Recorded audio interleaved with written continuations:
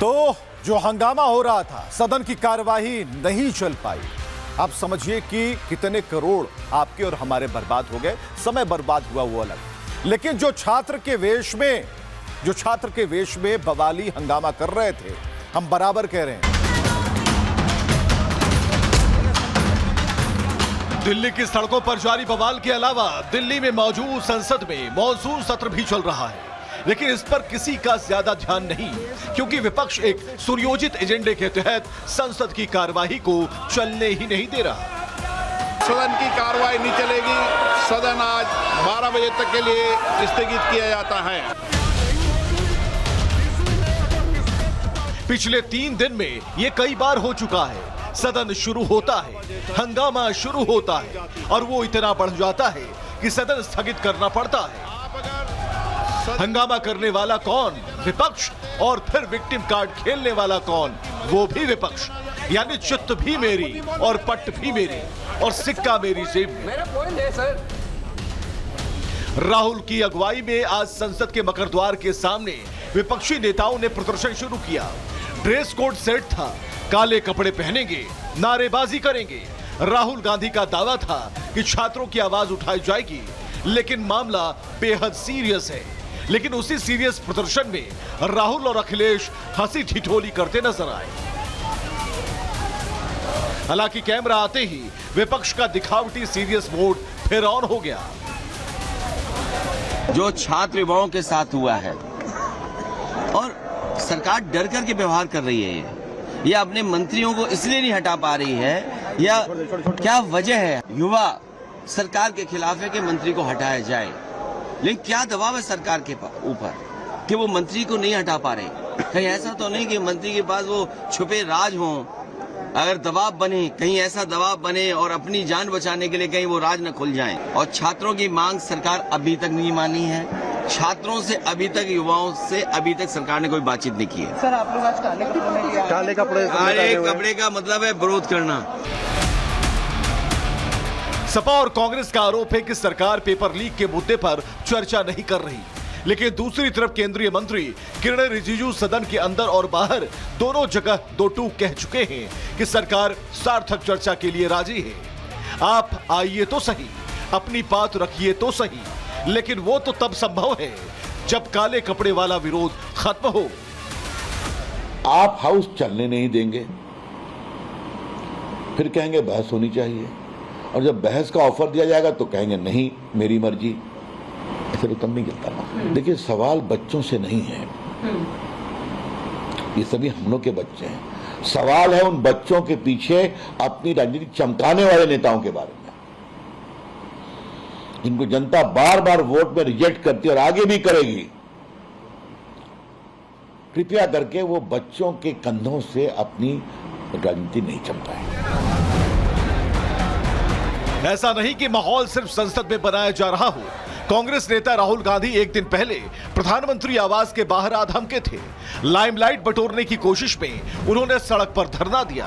प्रधानमंत्री आवास जैसे संवेदनशील इलाके में रोड ब्लॉक कर घंटों तक हंगामा किया गया। पुलिस उठाने पहुंची तो जमीन पर लेट गए। मतलब जब चाहेंगे, जहां चाहेंगे हंगामा करेंगे।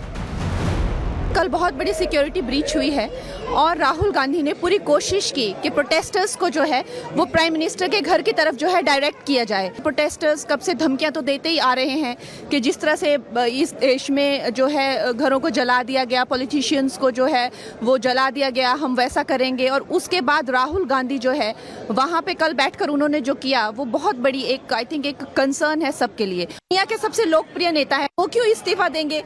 क्यों राहुल को प्राइम मिनिस्टर बनना है तो प्राइम मिनिस्टर, ये क्या बेवकूफी है? गद्दी छोड़ के ये राजा बाबू को जो है गद्दी पे बिठा दे, ये कहा की मांग होती है। तो हाथ में लाठी और तलवार लेकर ये फैसला थोड़ी ना होता। फिलहाल ये तस्वीर आप जरा देखिए, गंभीरता से देखिए। अखिलेश यादव और राहुल गांधी हाथों में हाथ डाले हुए हैं और कोई सीरियस विमर्श नहीं चल रहा। और ये देखिए, एक और तस्वीर हम आपको दिखा रहे हैं। इन तस्वीरों को दिखाना जरूरी है। यहाँ पर हंसी ठिठोली चल रही है सदन के बाहर। आई अंदर हमने बंद करवा दिया, अंदर हमने कार्रवाई नहीं चलने दी, और यहां हंसी ठिठोली। बीजेपी ने राहुल के इस पॉलिटिकल एजेंडे का पर्दाफाश कर दिया। इस मुद्दे पर बीजेपी जबरदस्त हमलावर दिखी। हालांकि कांग्रेस नेताओं ने राहुल के इस कारनामे को कवर फायर देने की भरपूर कोशिश की। एक तरफ तो ये कहा गया कि ये स्टूडेंट्स की मूवमेंट है, लेकिन आप देख रहे हैं कि किस तरह इस मूवमेंट पे राजनीतिकरण हो रहा है। राजनीतिक रोटियां सेकने का एक काम कर रही हैं विपक्षी दल। माननीय नेता प्रतिपक्ष राहुल गांधी जी जाकर जंतर मंतर में नहीं बल्कि प्रधानमंत्री जी के आवास का घेराव कर कर बैठ गए। हम सब जानते हैं कि प्रधानमंत्री जी का जो आवास है वो बहुत ही हाई सिक्योरिटी पॉइंट है। माननीय केंद्रीय राज्य मंत्री जितेंद्र सिंह जी वहां पर पहुंचे और उन्होंने राहुल जी से संवाद करने का प्रयास करा, लेकिन नेता प्रतिपक्ष अपनी बात से मुकर गए। कोई बयान नहीं बदला, कोई मांग नहीं बदली। जो राहुल गांधी जी के साथ आपने व्यवहार किया, क्या परंपरा आप डाल रहे हैं? देश के प्रतिपक्ष नेता के साथ किस प्रकार का व्यवहार हो रहा था कि नाक से ब्लड भी आने लग गया? क्या तमाशा बनाया हुआ? लेकिन सवाल है कि सीजेपी हो या फिर विपक्ष हो, उसे तकलीफ क्या है? अब तक हुए बवाल से एक बात तो बिल्कुल साफ हो चुकी है कि इस हिंसक आंदोलन की मुख्य वजह नीट या पेपर लीक जैसे कोई और मुद्दे नहीं हो सकते, ना ही किसी नेता या मंत्री का इस्तीफा।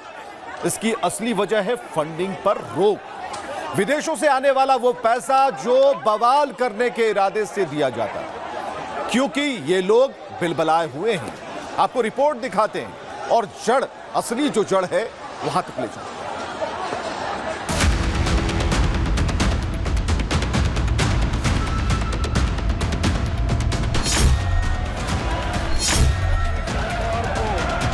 इस्तीफा हो और उसके बाद बातचीत हो।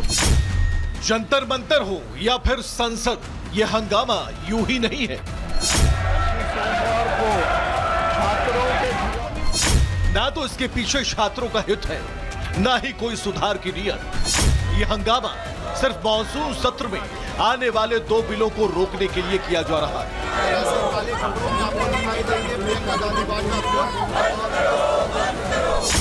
क्योंकि अगर संसद चली तो यकीनन सरकार उन 2 बिलों को लाएगी। सदन में सरकार की मजबूती उन बिलों को पास भी करवा लेगी। इसी वजह से विपक्ष का एजेंडा क्लियर है कि संसद चलने ही ना दी जाए।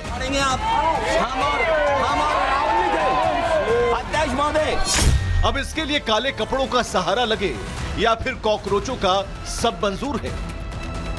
नीट छात्रों की आड़ में जुटे उपद्रवियों को चलाने वाले मास्टरमाइंड परेशान हैं।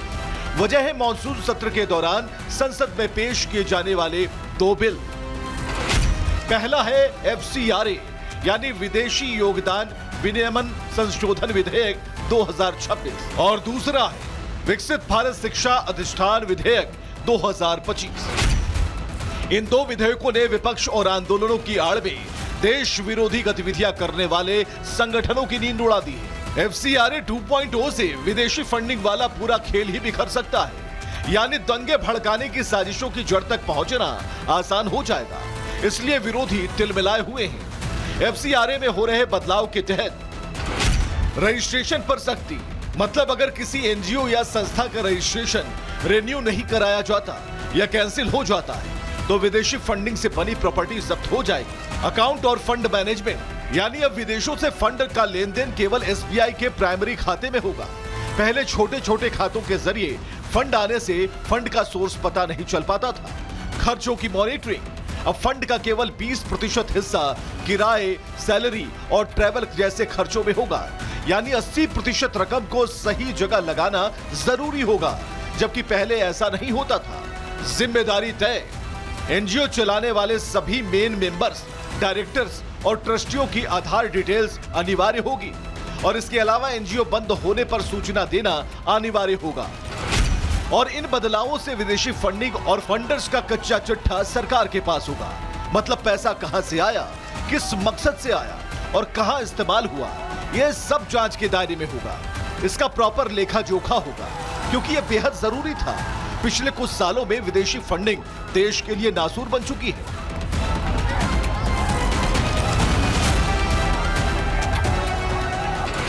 – 2012 में जब सरकार ने फॉरेन फंडिंग का लेखा जोखा रखना शुरू किया तो 52,159 संस्थाओं ने रजिस्ट्रेशन करवाया, लेकिन मौजूदा आंकड़ों के मुताबिक 2026 में इनमें सिर्फ 14,455 के पास ही एक्टिव लाइसेंस है।